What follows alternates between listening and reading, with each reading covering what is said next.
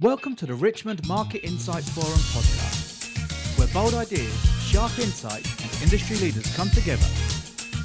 Brought to you by your video team. Hello, thank you for coming over. Tell me who you are, your business and what you do. So I'm Rebecca Shannon and my business is Compliment Coaching and I'm a leadership coach. Incredible. Capture it in a very short sentence, leadership coach. Very good, compliment coaching. Compliment coaching with ease. So it's about how, by working with a coach, you can complement all your natural skills, talents, everything you have, and working with someone to complement that, like a fine wine complements a meal. Oh, I love that. What a great way of explaining it.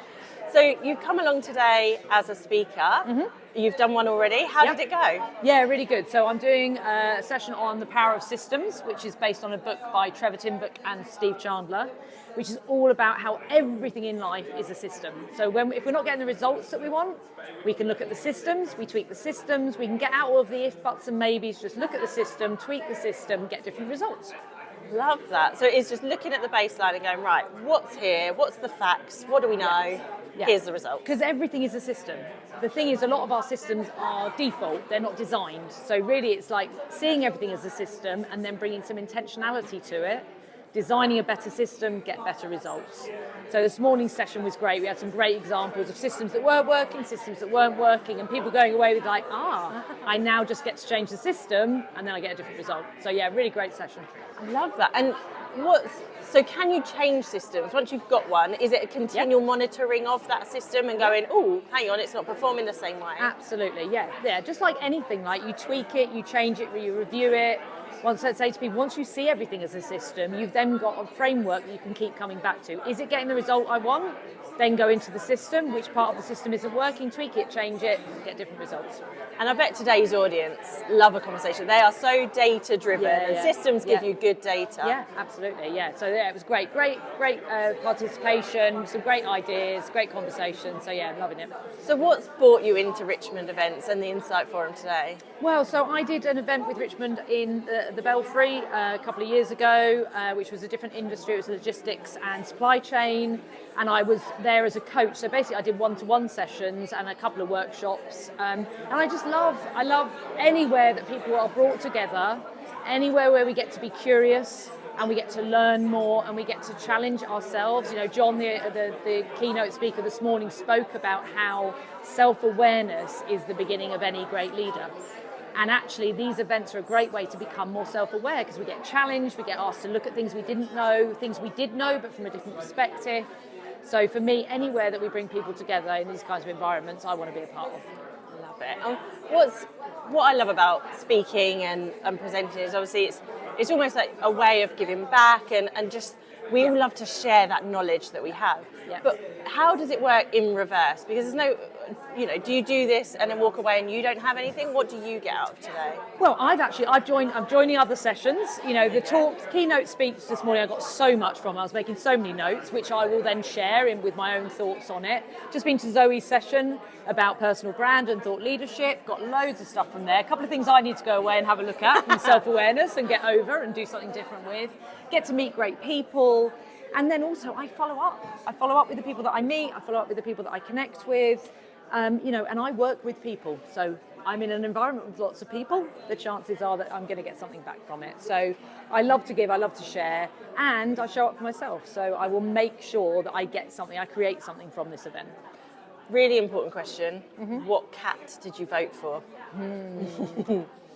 Yornie. Of course, thank you. Everyone votes for Yornie. Yeah, I saw it, and then when he said it, I was like, damn, I conformed. Yes. And I hate conforming sometimes. Yeah, absolutely. And actually, the cat that had the sort of leg out, my cat has just really badly dislocated her leg, which has cost a lot of money and a lot of time and effort, and I then felt a bit disloyal to her because I felt like I should have, because his leg looked like it was a bit out on the side. Posy, the one that was least. But yes, what a great way to start a talk though. It was so good. So interactive. Interactive. It grabbed people's attention.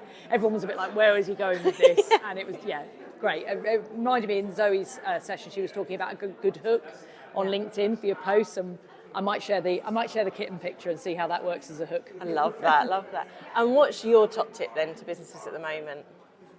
Get to know yourselves. Get to know yourselves as leaders. Businesses are people. They're not businesses. They're people. People make up businesses. Get to know yourselves. Get to know yourself. Get to know the other people in your business. Get to know your clients. Get to know your audience. And the other big thing for me at the moment is, and it's come up a few times today, is about values. You know, we see a lot of promises and values on people's websites. Are you living them? Are you breathing them? Are you being them? Because it's not enough to just stick them on your website anymore. It's, are you actually being those? Because that's what people feel. So one of the things I talk a lot about is felt leadership. Leadership is what we say, language is important, but actually people feel leadership. And if you're not living and breathing what you say you are, people will feel it and they'll just mistrust it. They won't necessarily say it. They won't say to you, I don't get it, but they'll feel it. Yeah. And then they won't buy from you and they won't interact with you. So that would be my tip. And it's funny, isn't it? You said then about businesses are people, and it is, in that sense, it's true. It's like KFC is the Colonel. Yeah. Like Virgin is Richard Branson. Yeah. You know, we know the people, despite them being massive industry businesses. Yeah. They're not. We know that one person. Absolutely. We know the creator. Yeah, and when we interact with a company, we interact with people mostly. I know there's a lot of, you know, digital stuff at the moment as well, and a lot of the time we don't interact with people. But actually, with the brands that we talk about, the businesses that we talk about, that we recommend to others, that we interact with, that we buy from, are actually ones where normally we have some sort of person-to-person contact. That person who helps us out. The person that we rang on the you know, because the chat didn't help us, and we had a conversation with somebody.